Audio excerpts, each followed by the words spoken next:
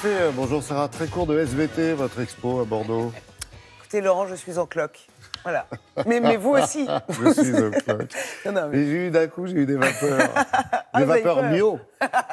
Mais des vapeurs quand même. Alors non mais c'est formidable. Nous sommes allés à Cap Science à Bordeaux. Où se tient une exposition sur l'horloge, les horloges du vivant. Parce que l'horloge biologique, on entend l'horloge biologique au singulier.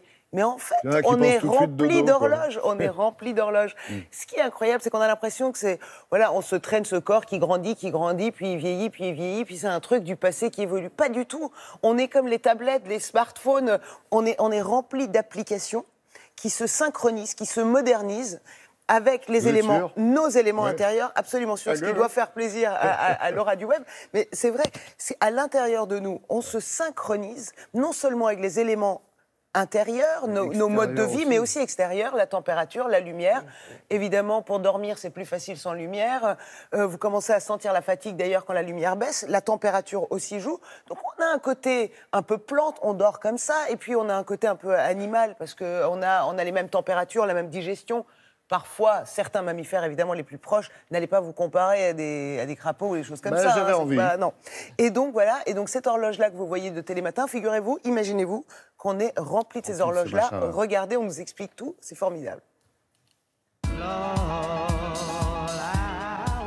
Direction Cap Science, sur les bords de la Garonne, pour découvrir une exposition qui nous aiguille sur notre horloge et même nos horloges. Depuis une cinquantaine d'années, des chercheurs du monde entier travaillent sur les mécanismes biologiques, la vie secrète de nos cellules, leurs fonctions dans l'organisme vivant qui permettent à un corps de se situer dans le temps.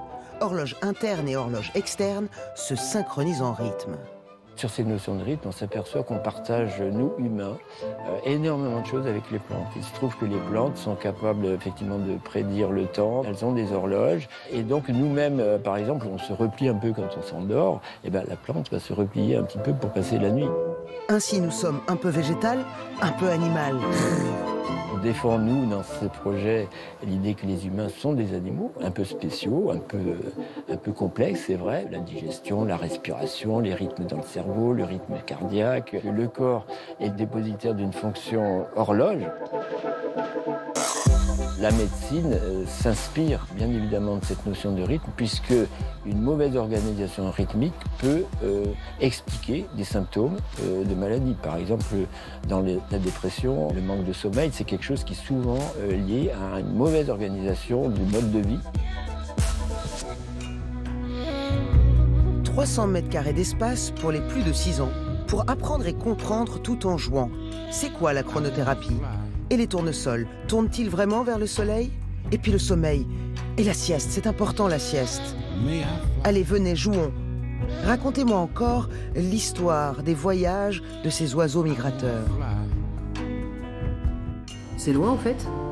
Ah quand même, 35 000 km. D'après vous, il faudra qu'on vole à quelle vitesse pour y être en seulement 2 mois? On apprend des choses en jouant. Et le perdant, en fait, n'est pas exclu du jeu. Il va jusqu'au bout du jeu et il apprend des choses. C'est l'esprit de cette exposition.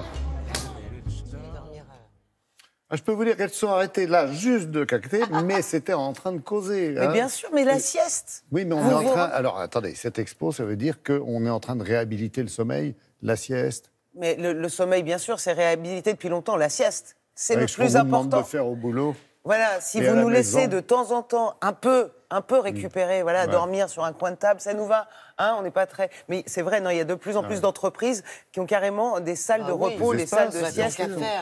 Et donc, vous apprendrez aussi, en allant à cette exposition, la chronothérapie. Quand vous prenez d'ailleurs un médicament, par exemple, suivant l'heure à laquelle vous la prenez, le médicament est plus ou moins efficace. Vous avez jusqu'au 4 novembre pour apprendre encore plus tout en jouant. Un médoc, c'est génial. Vous voulez dire Ça, c'est à 18h, 19h. Voilà, Médoc, là, tout ça. Non, parce que c'était à Bordeaux, c'est pour ça que je vous dis ça. Oh là là, non, mais j'ai rien vu. Oh là là. La sieste, j'y vais. Merci Sarah, merci.